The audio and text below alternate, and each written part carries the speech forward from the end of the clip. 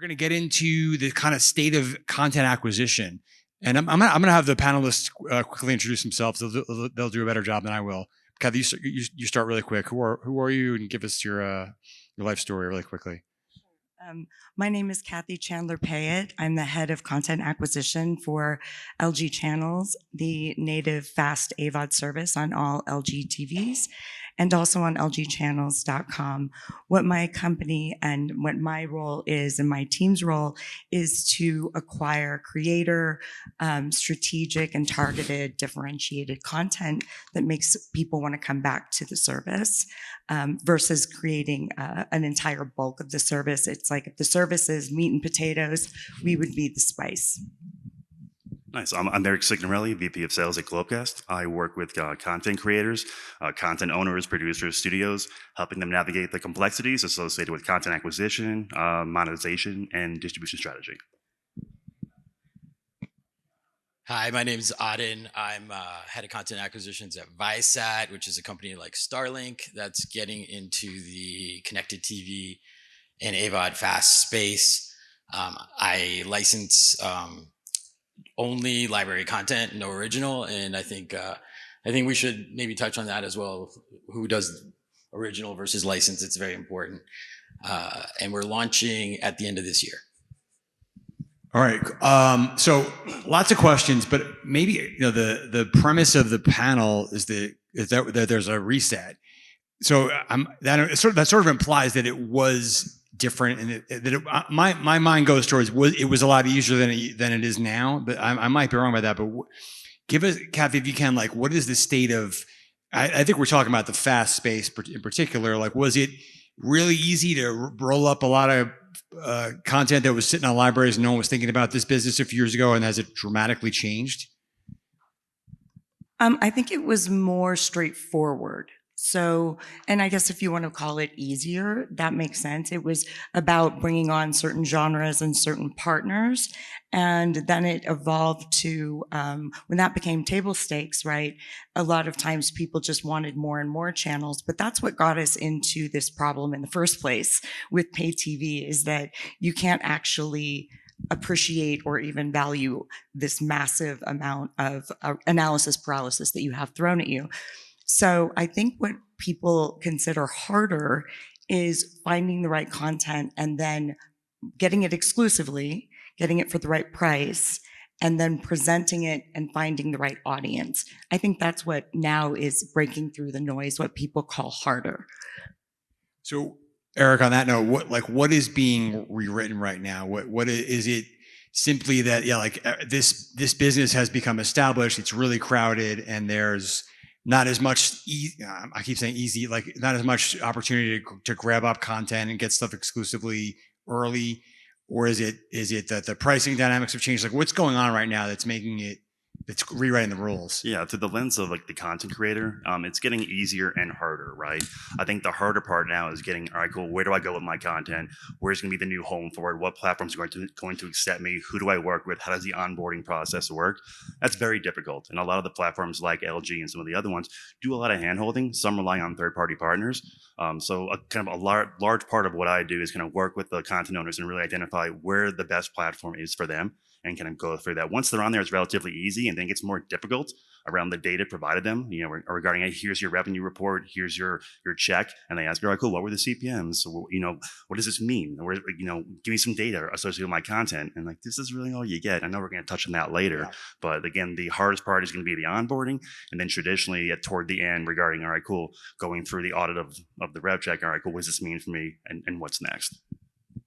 And maybe you can jump in here. What's, is it, from where I sit, I would think it's hard to, there seems like everybody is after the same lineup, same show, same audiences. Is it hard to be distinctive? Are the different operating systems, are they kind of all operating the same way? Or is it a very difficult landscape to navigate? So I think for me, the biggest reset that's happening today in content is, I came from the Hollywood world, talent agency, big studios. 10 years ago, we would have never looked at content creator content and said, that's the future of TV. So you fast forward to today, to your point, tying in the new platforms, I come from Vizio, launching another connected TV. We have LG and Samsung and others, Roku's represented here. It makes it an even playing field. So whether you are from Hollywood or whether you are from content creator world, now you're playing on the same playing field, and the next generation doesn't realize that there was ever a difference. It's all the same. And I think that's the biggest shift. What is content today? What does premium mean? I have lots of friends at YouTube for the last 10 years. They've been, and they came from Hollywood, went over to YouTube. And for the last 10 years, they've been telling me there's a new definition of premium content. And I've been arguing the only thing that makes something premium is if people pay for it. And if it's not something people pay for, then it's not premium. And other people's definition, premium means high budget. So that, I think, is the real reset, is what is premium, what is considered, quote, TV and not TV, and what is the role that connected TVs are going to play in that. And it looks like a different strategy everyone's taken, or not different strategy, everyone's taking the same strategy, which is it's all the same. So you think, are you sticking to that definition, that because there's such a push for more free ad supported content across the board, does that mean it's less premium or quote unquote cheaper? So, I mean, I think the most interesting thing that's now happening is just happening in the last couple of months, and you'll see it happening over the next couple of months as well. All the streamers are going to look exactly the same. Netflix is going to look more like Tubi. Tubi is going to look more like Netflix. In the old days, there was a huge content difference. I was a launch partner, and we were investors at MGM in Tubi with a launch partner with Roku channel. And there was a huge difference between that and Netflix in the old days. You're going to see, and some of it's not announced, but you're going to see Netflix and some other Peacock and other premium streamers looking more and more like AVOD streamers. And It's not announced. You have to announce it now. Like I can't. This is like a micro drama. I need to know what you're talking about. That's the suspense. That's a cliffhanger in Hollywood. Okay. All right. I'm dying to know. Do you? We're going a little bit off our plan here, but do you see that, Eric? That there is going. From my perspective, there's definitely seems to be a sameness in the FAST landscape. But you think all the streamers are going to start to look the same and adopt a lot of these pieces? I hope not. To be honest with you, I think for premium content, that's a kind of a broad definition of what it actually means. I see premium content and some great content on AVOD platforms specifically, right? Free for all, advertising. And you look at movie theaters, you have Backrooms, you have Obsession, these YouTube creators, $1 million budgets, some less than that, performing, $500 million in the box office, right? And these are no-name YouTubers. I think we're going to see more YouTubers, more TikTokers creating content, trying to get started, trying to build a brand.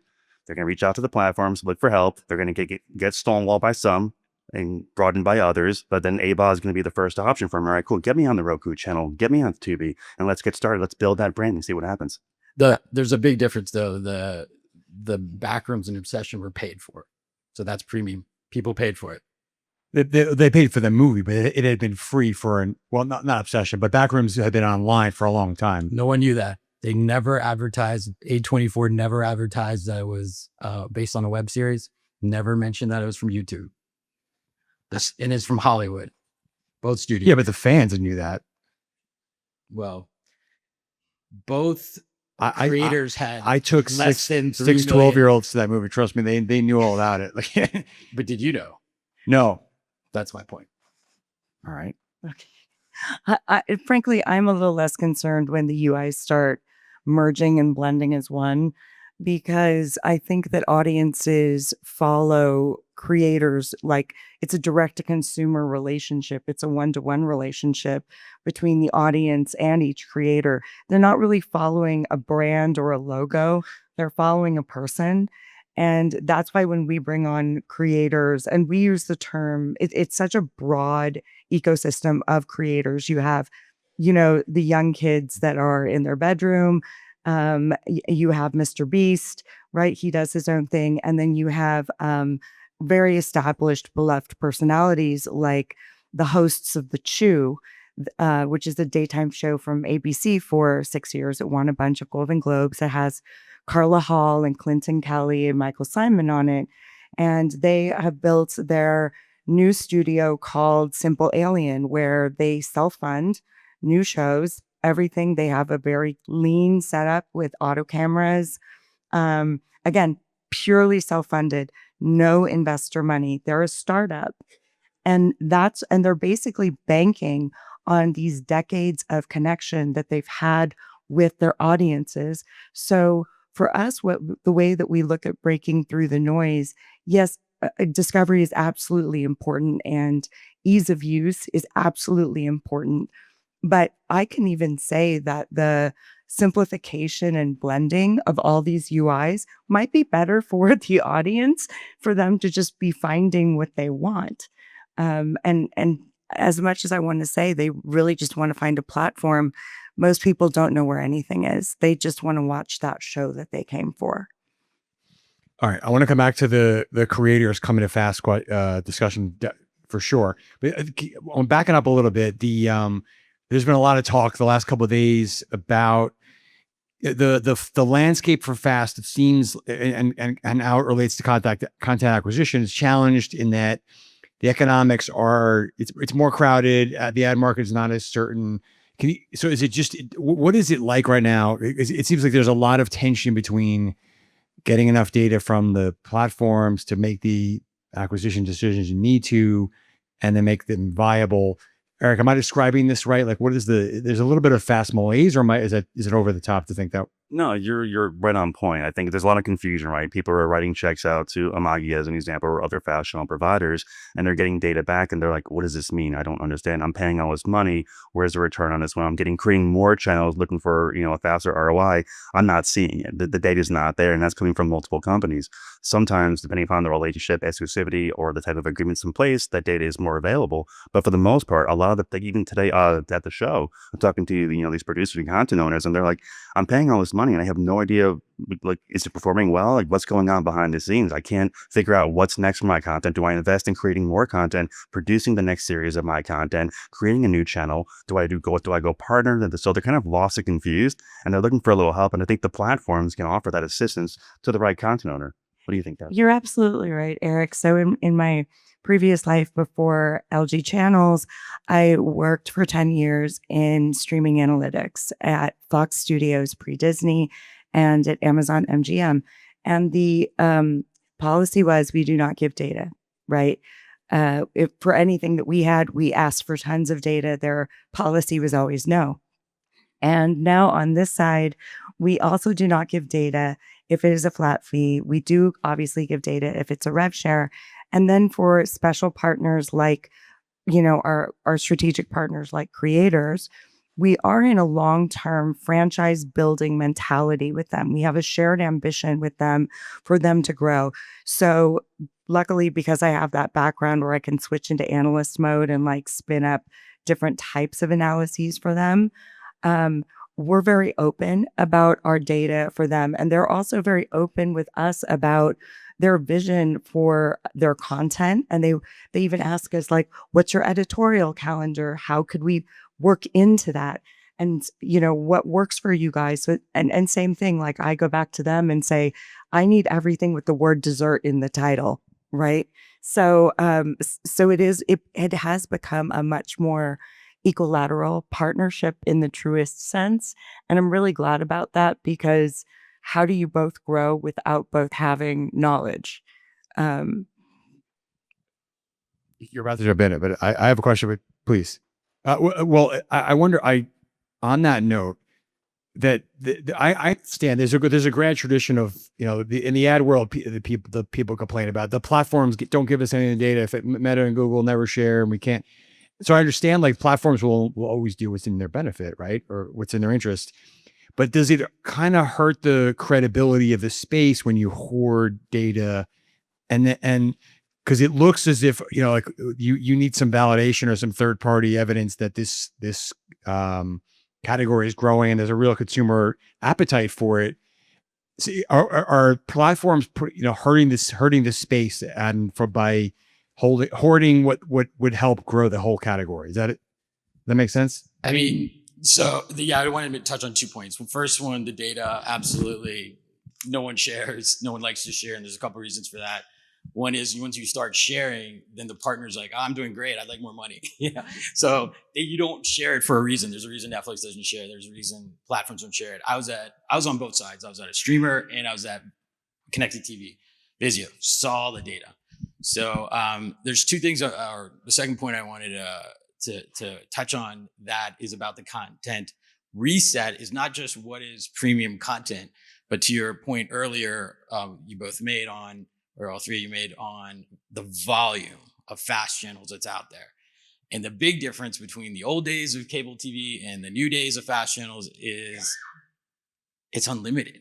It's digital. So on cable, you were limited to the pipe. Now you're unlimited.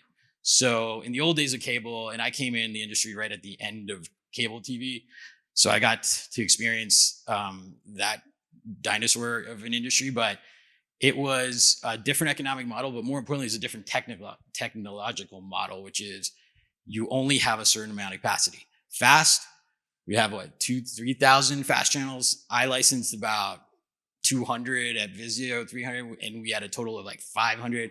And then I had to sunset 200 of those as well because there's too many. And to your point, the more there are, the less money they make. And so the partners aren't happy. We're not happy. So the real question I think is the content reset is how much is enough? So would this is my old school media thinking, maybe would a third party help make the, it would seem if there's a weird disconnect when you see Vizio and LG and Roku talking about we have 100 million users and the viewership is through the roof, and then Nielsen shows like almost nothing. And so is it just a tech shortfall? So Nielsen's doing, which is a third party for, I'm sure everyone here knows Nielsen from cable days and now digital days, but Nielsen's doing, from what I understand, is only VOD, streaming viewing, not fast. There's only one person I know doing fast ratings. It's a guy named Gavin, blanking on his last name, but Gavin does something called a fast tracker. It's the only one that I know that's a third party that's measuring the rankings of the most popular fast channels. And by the way, you'd be shocked which ones are the most popular and which ones aren't, because it's a big difference from the old TV days.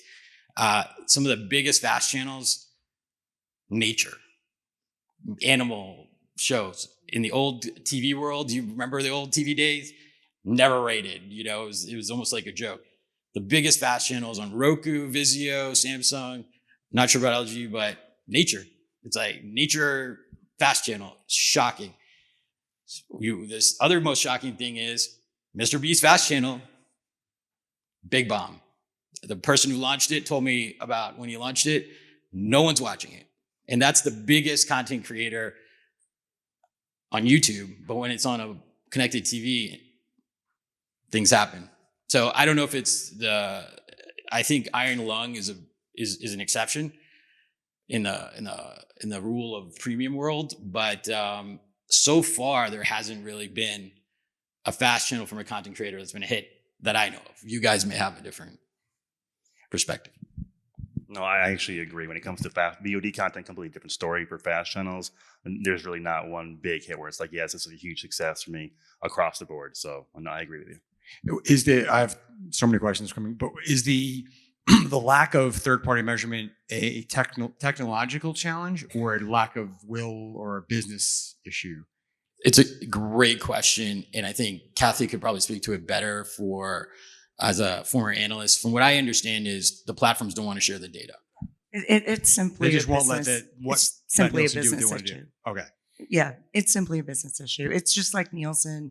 There could be some type of standardization where they have it in other countries, right? Like in the UK, they have Ofcom and they do monitor the streamers and they report on it.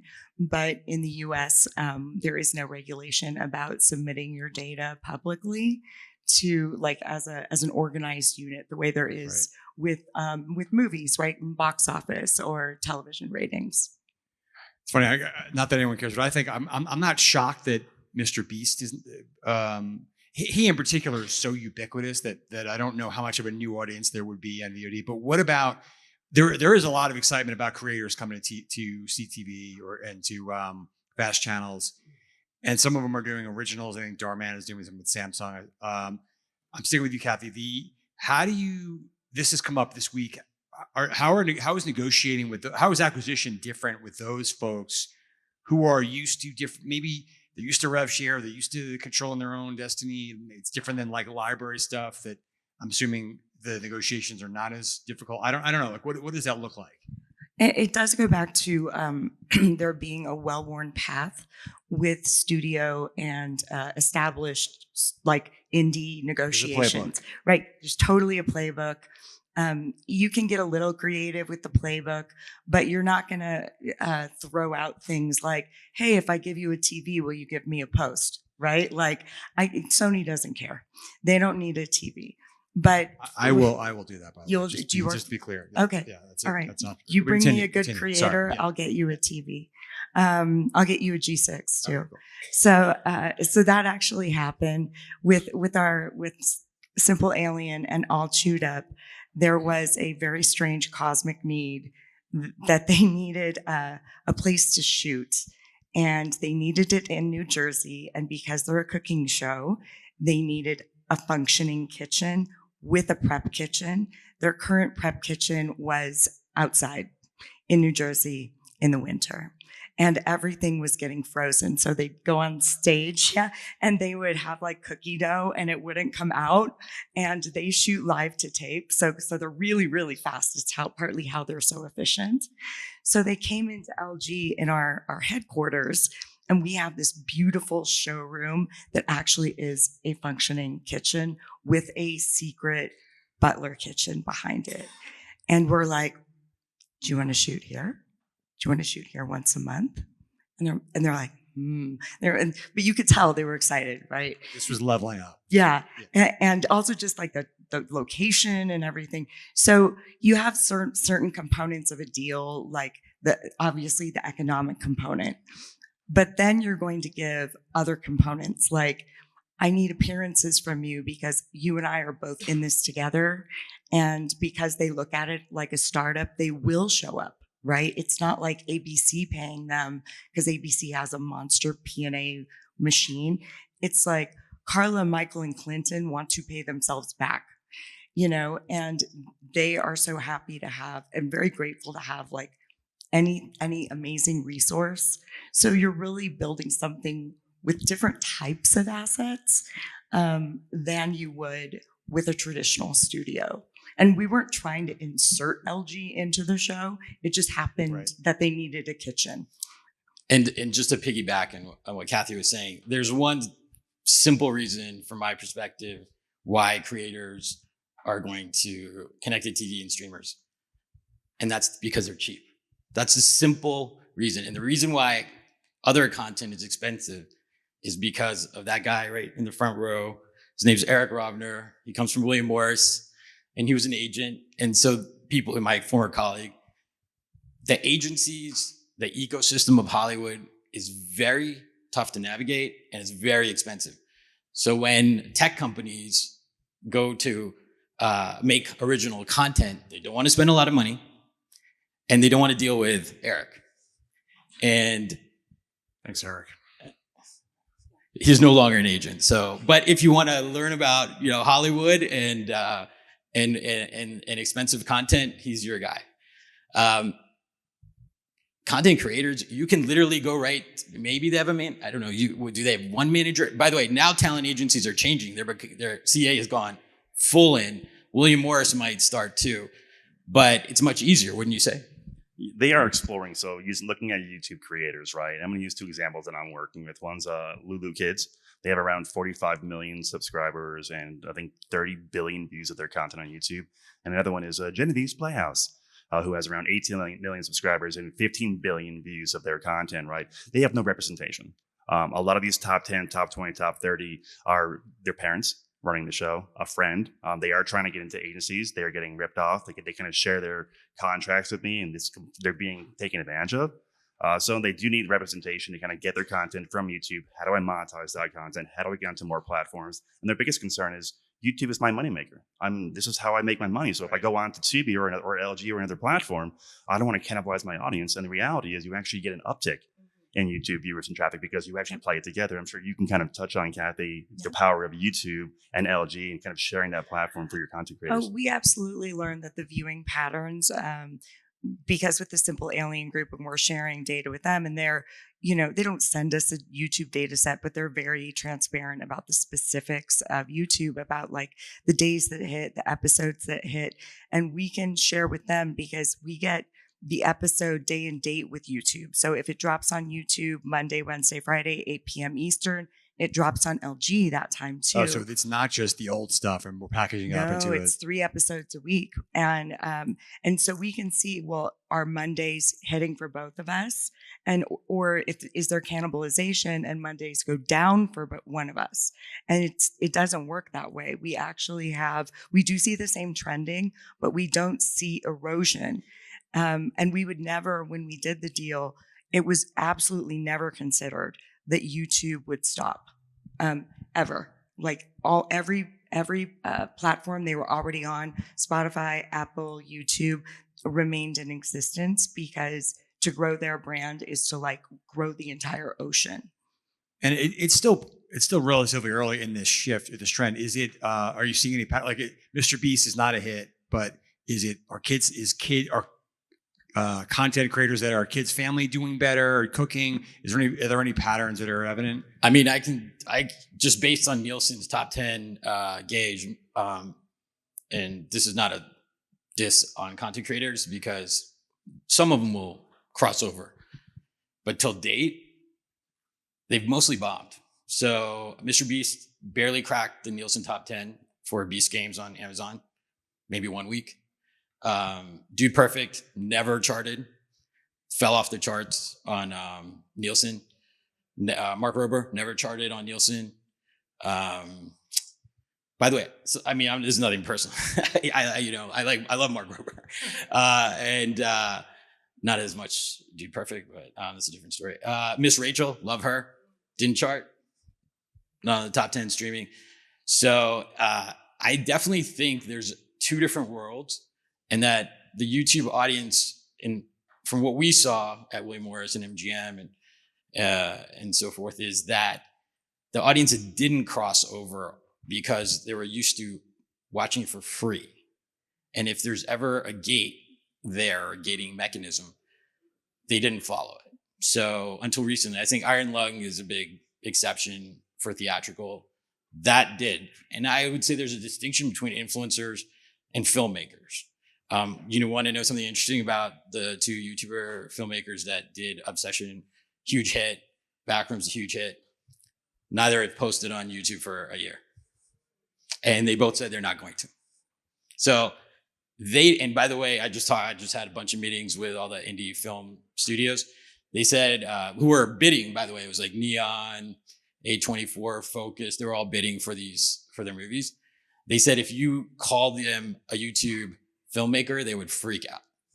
But there's a distinction between them and YouTube influencer, I'd say. So there's a distinction between Ryan's World and Curry Baker, right?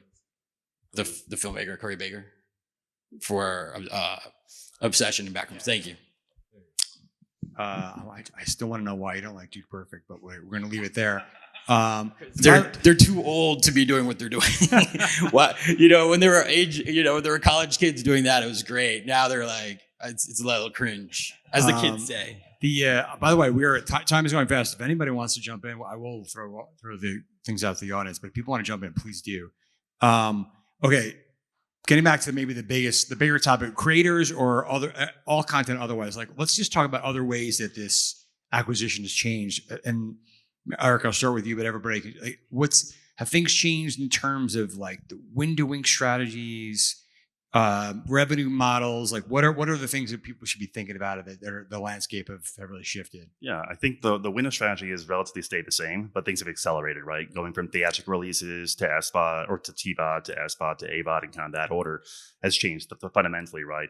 If things aren't performing well in the theaters, they rush to SVOD. Sometimes they can't get onto an SVOD platform or doesn't perform well on pay-per-view, so they kind of go down to the AVOD option. So I worked with a lot of companies.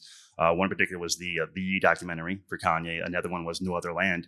that was looking for help. Hey, cool. We're in the theaters. We're going great. We have no idea how digital distribution works. Can you help us? So while they were kind of following that window release schedule, just the timing and kind of the structure was fundamentally different based upon the content, what they're looking to accomplish. The one thing they wanted to do is, hey, money is great. We want to make sure we're maintaining and building our engagement and our viewership numbers. So money is good, but we really care about just making sure that we keep the message out there and we keep growing our audience and keep that trend going high.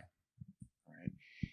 Kathy, can you talk about you guys are both, if I have this right, you're in the content acquisition game, but you're also in syndicator, which I think is pretty unusual. Talk about that. Yeah, we just started that, so it's very early days. But one of the rights that we acquired in the All Chewed Up deal is syndicating the FAST channel that we have exclusivity on.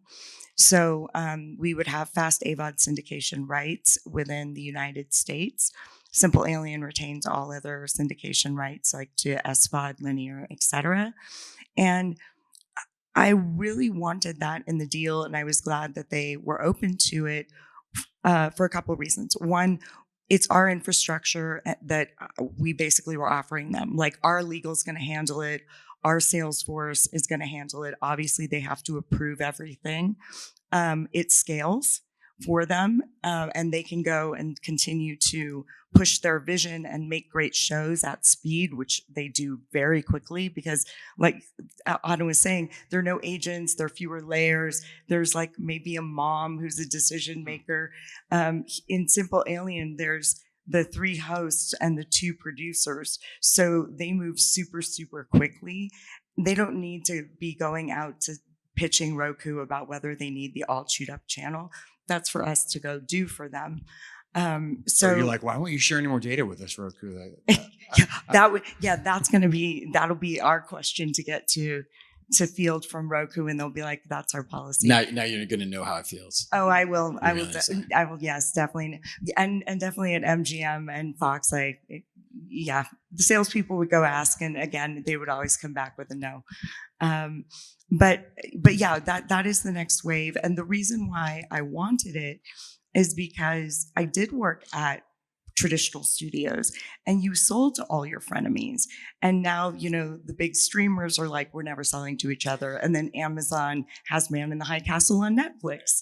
Well, we only have so many buyers that have a lot of money.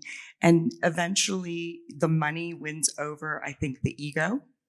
Yeah. And with Paramount, there's going to be, it's going to be smaller. Yeah, there's only going to be so many acquirers out there, right? Exactly. So there might be old stuff where you're like, do I really need the first season of The Good Wife when I have like 20 seasons? All right, I'll let that one go. Or Drive to Survive from Netflix is on Apple, and that's actually where I watched it. And the first card, it says a Netflix original. So right, and that was like Netflix was never ever going to do that. Never going to do that. Right. And so I'm like, we're really not going to do. We're going to be the holdout and fast. I don't think so. But that's the point of all the streamers looking the same. Not only are they going to look the same as they have AVOD, SVOD, and FAST. Good. They're looking the same. They literally have the same content. Everybody has the same content. But I think what your strategy of what you're doing is super smart. And thank you. And it's all you. I know it was you. When I was at Vizio, we got pitched all the time by content creators, studios, libraries to do the exact same thing. And the policy at Vizio is like, we don't want to be in the syndication business, the fast channel business of building and operating our own fast channels. We're going to let the big 3 or 2.5 handle that. That I think was a big mistake. I think the next evolution in the third big content reset, and this is maybe a good segue into Fox Roku, is the biggest player in the value chain is going to be connected TVs, and 100%, and a vertically integrated strategy that's a streamer and a connected TV and a studio. So when we're launching this new connected TV and streamer later this year and early next year, my pitch, and we did deals with everybody, haven't launched. It's a tech satellite company like Starlink, doesn't belong in in media for any reason really. The pitch was, it's the first vertically integrated streamer and connected TV. No one else, like Tubi, Pluto, don't have their own connected TVs. We have our own connected TV. I can't say that anymore. Last week, Tubi has a connected TV. So Fox is doing a very smart strategy because they're already a studio. They already were an AVOD fast streamer. So that's the first part of the vertical integration. And then the last part of the vertical integration was a connected TV. Whoever owns the living room owns the customer. And that's because there's only one TV as opposed to thousands of streamers. And that's who's going to win. It is kind of amazing that we made it this far and not bringing up the Fox Roku deal. What does everybody think? A lot of the, it's going to take a long time for this to close and the integration and all that, but it is a different position for Fox to be in, to be all of a sudden negotiating with rivals networks for distribution, potentially for carriage deals. They years ago, Roku and YouTube TV had a big fight, and now you're going to have Fox, which is on YouTube TV, and potentially in kind of similar conflicts. Do you think this is all going to work out? Can they play all these different roles at once? What are potential conflicts, Eric or Kathy? No, I think, they own the video pipeline, they own the data layer, and now they're going to own the home experience, right? It's a very powerful combination. I think now they're going to have 30 million. Not 30 million, 30% of the overall market is going to be these two platforms. Is it going to be good or bad? We'll see. Usually these mergers aren't really good for the consumers. They tend to raise the prices, limit inventory, and have more control over the content. But the one thing that Roku and Tubi do really well, especially since they kind of tailor for more of a younger demographic, specifically Tubi, is the content creator program on Tubi. Working with YouTubers and so forth, and also the Roku channel, who's very, very open-minded in regards to taking content that is from a nobody and giving it a chance to shine. So it really depends. I mean, that sounds crazy. Could that make YouTube a little nervous? Could they build something that's more an appealing alternative to those kind of creators, or is it always going to be a secondary thing? My thought, it will be secondary. I think YouTube will always complement the streaming ecosystem more than anything else. It's just a completely different beast, so to speak. So I don't see any kind of conflict there. I see them kind of partnering up and working together. Again, it's too early to tell. Again, if they're going to be driving away content creators and offering exclusivity and pulling the YouTube creators away, similar to what Kick did with Twitch streamers, and they're kind of buying them out and saying, hey, we want your content, get off of YouTube and come to our platform. Yeah, that's going to have a huge impact. Netflix is doing that with a lot of exactly. podcasts. So, and that's possible. They might do that, right? I don't know their business plan, but they have the opportunity now to do that. I wouldn't if I was them, but it's their platform. They can do what they want. YouTube's gone Hollywood. They just spent $100 million on the Oscars. Yeah. Can you imagine they're broadcasting an event that celebrates Hollywood on YouTube? That's crazy. And a lot of people said, oh, that's good. The Oscars wanted to go to YouTube. I'm familiar with that deal. The reality was nobody offered the Oscars $100 million and no one re-upped that deal. And it was what they call, tech money, and tech money took the Oscars. So that's why the Oscars are on YouTube. Also to get a younger audience, but it's a little strange that they're celebrating Hollywood, and they can only do so much celebrating content creators because the Oscars is built around the guilds, and the guilds is Hollywood. It's not YouTube. If I were YouTube, I would have done a content creator celebration. I would have done VidCon, right? Or the biggest one. That was what I would do if I was YouTube. It makes no sense doing the Oscars. That's one thing. Second thing is they're going, and this is the point earlier, that they're all blending together and becoming the same. I don't think anyone realized YouTube TV, which you just mentioned, spent $8 billion on the NFL Sunday ticket. That is, traditional TV as you can get. Now that's YouTube TV, not YouTube. So there's a difference, but it's the same company and they're going after premium content. And what they have in the pipeline for acquisitions is more traditional content. I was the first person who sold traditional Hollywood movies to YouTube for their films and TV service. A lot of people don't know YouTube actually has an AVOD platform within YouTube. They are, and I would say desperate, they are very keen to get into Hollywood. And they tried it once. I don't know if you guys remember, but Robert Kinsel's the 100 channels. Yeah. Remember that? And they got burned, but they got burned because they didn't understand how to make. They spent all their budget, like a little bit on each channel, as opposed to should have done 2 channels, spent 50 million on each. They spent 2 million on like 50 channels, as opposed to 50 million on 2 channels, because they didn't understand TV economics. But they will do more in traditional, 100%. Yeah, people forget they had Cobra Kai, and it was the timing was probably wrong. If they were on CTV like they are now, that might have really worked. Time's going very fast. I have more questions, but does anybody want to jump in? No one has to, but if anybody would like to ask a question, sir, the guy that screwed everything up. Yeah. I'm start a rumor, but I actually want to think getting back to the data sharing and old Hollywood when the old studio heads got together and like the Charlie Chaplins and all the different artists back in the old Hollywood days, they were unionizing, they were gaining power, and then the old studio heads got together and said, we got to crush this, right? I've heard the rumor that a lot of these streamers and the decision makers at the same level as you would think old Hollywood are doing the same thing. Do you have an opinion on that? Have you heard anything like that? My opinion is that any of the studios that started, let's use Netflix as an example, that started in 2007 with Netflix, the earliest deals when Netflix had a lot of money but the lowest leverage. And what's funny is they would offer data and the studios were like, sure, but they don't know what it is. So MGM had 2007 on Netflix deals, and so did Fox. So after that, there was a point where they cut it off, like, this is becoming damaging. We don't like the studios knowing what is valuable, what is undervalued at all, or being able to figure out what we're going to drop and what we're going to renew.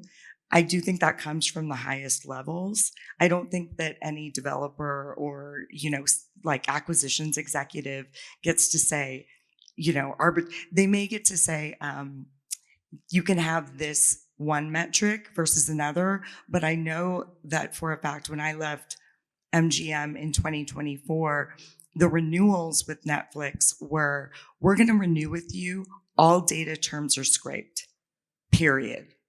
And it was like, it's not a negotiating point, we're just taking them out. So that was a wide policy. And Amazon was the same. Yeah, and I haven't heard that rumor, but I think, kind of going back to YouTube and the streaming platforms, YouTube kind of set the bar really high for data exposure. You go in there, you see absolutely everything. It is incredible information. And I think if that didn't exist, that level of detail, this wouldn't be a big deal. I understand the value of data and keeping your cards close to your chest when it comes to kind of what the platforms have versus what you want to provide to the actual content owner. But I think if YouTube didn't provide that level of detail, the bar would be much lower regarding expectations on, all right, cool, this is what I expect from your platform. And I'm okay with getting this but YouTube's way, way up here. And it's great for them, but it's really kind of hard and unfair for platforms to be on the same level because they just can't give you that level of information for proprietary reasons. No, they just add a zero. That's what they add, a zero, and they hope they add the zero that makes you feel like that probably covers the uncertainty. Probably. Their analysts are so good, believe me, they're still getting a deal, right? They're never going to overvalue you that much. They will still undervalue you. You just will feel very well paid.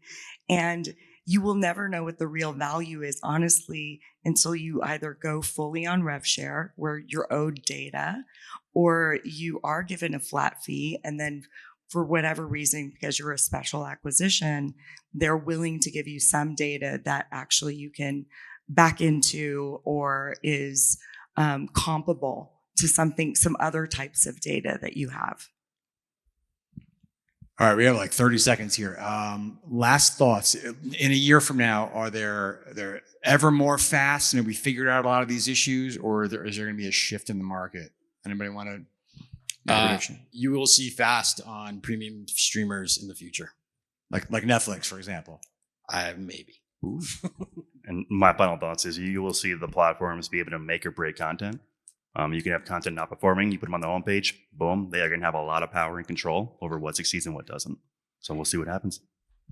I think you're going to see more mini studios, like the properties that you're working with, like Simple Alien, that don't have layers of decision makers, but they do have these serious OG producers who've done like Discovery and TLC and a ton of shows for like 30 years, and everyone's like a major pro. So there's very low stress, very high output, and full ownership of everything and full desire to expand. And I not that I want to name another, but I want to put it out there as like an analogy. It would be like the idea of a baby Blumhouse in the beginning, right? Very lean, very cheap, but very hungry. And I think that that's where our new studios honestly will come from. All right. Well, that's a fascinating, intrigue building last moment to end on. Awesome discussion, everybody. Thanks so much for your time. Thank you.